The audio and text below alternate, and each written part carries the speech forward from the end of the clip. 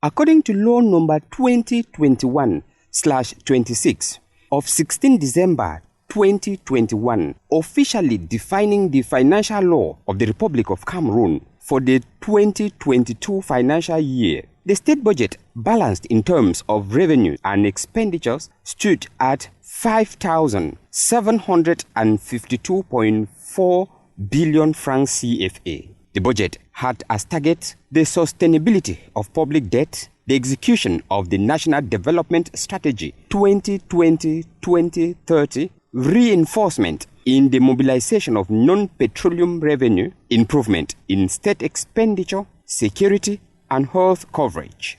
With the global effect of the COVID-19 pandemic that has impacted world economies, coupled with the ongoing crisis between Russia and Ukraine, it became expedient for this amount to be reviewed as pressing issues, perhaps unforeseen, were already weighing on government's shoulders. And so the head of state, Paul Biya, on the 2nd of June 2022, signed an ordinance amending and supplementing some provisions of Law Number 2021/26 of 16 December 2021. By this, the state budget for the 2022 financial year thus witnessed an increase of 328 billion francs CFA. Thus brought the state coffers to 6,080 billion 400 million francs CFA. Besides other sources of income as contained in the previous law, the modification brought in Section 21A that provides for the payment of COVID-19 PCR screening test, fixing the amount at 30,000 francs CFA per test. Total revenue from taxes and loans increased to 4,243,200,000 francs CFA.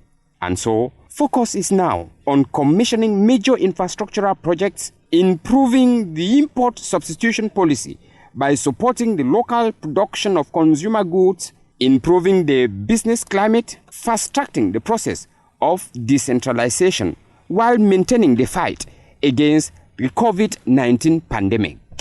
Analysts and economists have been raising issues with government's scale of preference. Given the tight nature of the budget, tax revenue has witnessed a deduction of 40,000 million francs CFA, while other revenue has been adjusted.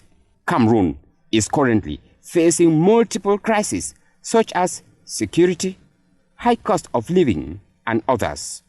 While the parliament endorsed the revised state budget in the June session, a blind eye was given to corruption, government's high spending rates, poorly or incompleted infrastructural projects that swallow up huge sums from the state coffers, and others. Faced with such a tight budget, one would expect honorable gentlemen and ladies to seek to solve the ongoing crisis like that in the northwest and the southwest regions so as to reduce government spending.